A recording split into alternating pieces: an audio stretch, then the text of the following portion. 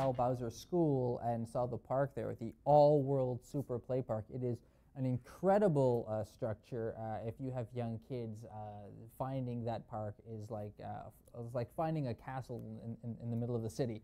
Now that play park has run its course, and there's some fundraising efforts to build a new one.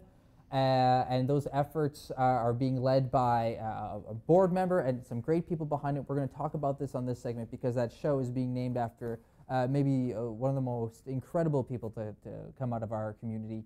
So just to get right to it, everybody, we have Tosh Taylor and Ann Schofield here with us. Thank you so much for coming on the show. Thank you. I want to get right to it. It's going to be called the Rebecca Schofield All-World Super Play Park.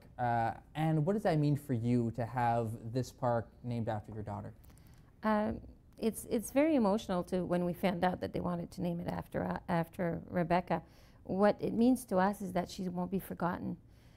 She had a fear, and I've said this before, she's had a fear that she would have no legacy. She did not live long enough to have a purpose, that she'd be forgotten. And I told her that the hashtag was her legacy, the hashtag was her purpose, her vision was her purpose. And now the park, that ensures that she won't be forgotten. So how amazing is that, to know that your child will live on forever? Like, well, I mean, I think as a parent, we can only hope that our children can achieve what Rebecca did in her time. I mean, I can't think of anybody that has been more impactful on our community in the last several years. But I can't think of anybody better to have a park named after. Tosh, for you, being in the community, you're a board member. Mm-hmm. Again, what does it mean for you knowing that this park is going to be named after Rebecca? So much. I was lucky enough to meet her a few times and realize how amazing she was. So when that was brought up at a board meeting, it was a no-brainer, obviously, that she should have that, especially being an alumni of Frank L. My kids are going to Frank L. My husband went to Frank L. So anything that we can do to be on board with that and have her live on, and then having the park be this amazing structure that, like, everybody thinks it's amazing now. Yeah. Just wait. Well, certainly. I mean, it's funny. I do remember early on. My kids are fairly young. They're how old are they? They're 8 and 6. Yeah. God, I hope my wife doesn't watch this episode. Anyways, a few years back, like a father of one of their friends told me about this amazing park at Frank L. and that we should go check it out. And let me tell you, when my kids saw that, their eyes just lit up. And I know when I heard that they were going to redo the park, I was a little bit worried because it's such an incredible structure, and it would be sad to see something like that kind of go away, but it seems like they're going to replace it with another amazing structure. Can you tell us a little bit about what's kind of involved here, what's planned to happen? It's going to kind of stick with the same idea, right? The same castle effect, but there's so much more to it. There's a tot lot now, and there is an outdoor classroom, and the accessibility is just overflowing, like from the what do they call that? Like the matted ground, so that if they fall, or makes it accessible for wheelchairs and such. And speaking of wheelchair access, they've also got like a wheelchair merry-go-round that will be on there, and there's places that they can play board games and the accessibility swings and all that stuff. So it's not going to be just a park for the kids that go to Frank L. Bowser, but it's going to be a park for everyone in the Tri-Cities. And I think that's kind of the legacy of what the All-World Super Park was when it was originally built, mm-hmm. right? It really did kind of have this feel like that it's a great big park for not just that school, but for the entire community. We were just showing some pictures of, mm-hmm. of it as it stands right now. I mean, you mentioned, or I think you mentioned that Rebecca was an alumni of Frank L. What are the memories that you have of her in that park? You know, people ask me that, and I can't pinpoint one memory. What I remember is how it felt to go to the park, more than a specific memory.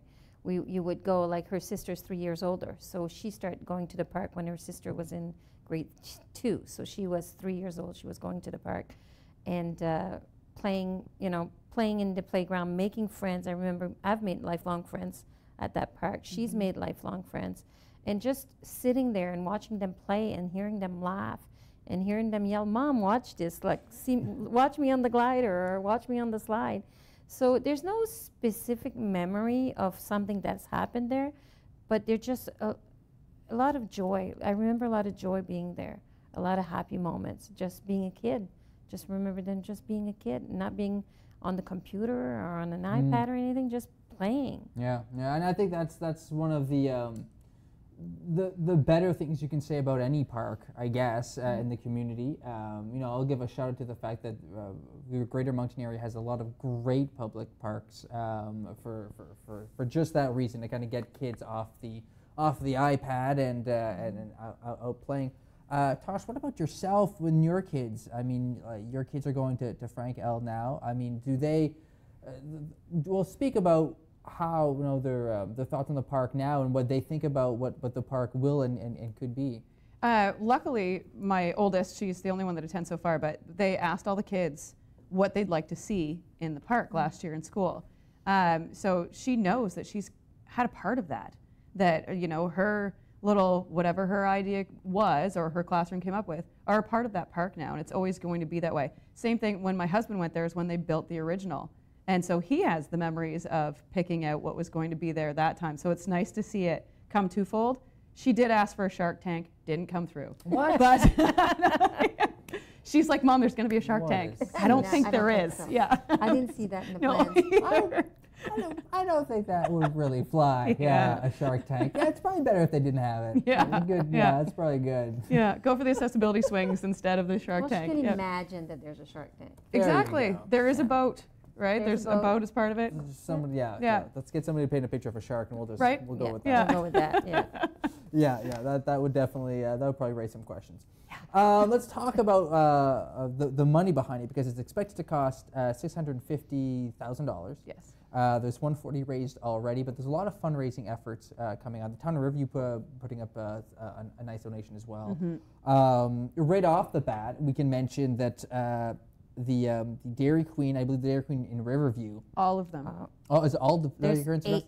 Yeah. Oh, Dairy fantastic! Queens. So you can, between September 1st and 8th, you can buy a voucher, and the proceeds to that go towards this park. So that's fantastic, and that kind of local businesses to help out that way. That is really great. That's kind of the plan is, like, every local business, I shouldn't say every, most local businesses buy cakes for their employees, right?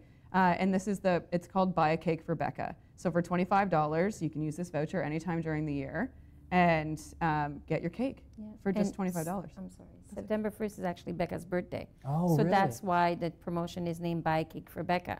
Fantastic. So, yeah, and it's all the Dairy Queens in the Moncton area, so Riverview, and the ones in Moncton, Amherst, Shediac, Salisbury? and Salisbury. Yeah. Wow. Yeah. Fantastic. Yeah. And there's also a website too that will launch September the 1st, so buyacakeforbecca.com. So if you're not in the general area, you can buy it there and buy a voucher. yeah. And now that's just one fundraiser that's happening. There's you have kind of a staggered kind of a few more to kind of roll out as well. Exactly. Is that kind of the plan, to try to hit up these different local businesses and kind of go about it that way? Hopefully, yeah. Yeah.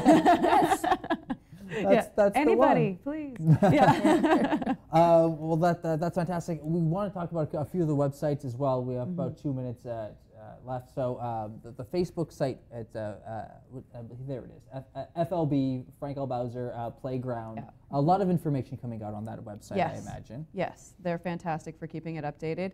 And then there's also I RebeccaSchofieldPark.com. believe we have a graphic for that as well. Yeah, and you could actually go there and make a donation right through that website right now if you wanted to make a donation towards a park, because anything helps. Yeah, Anything. exactly.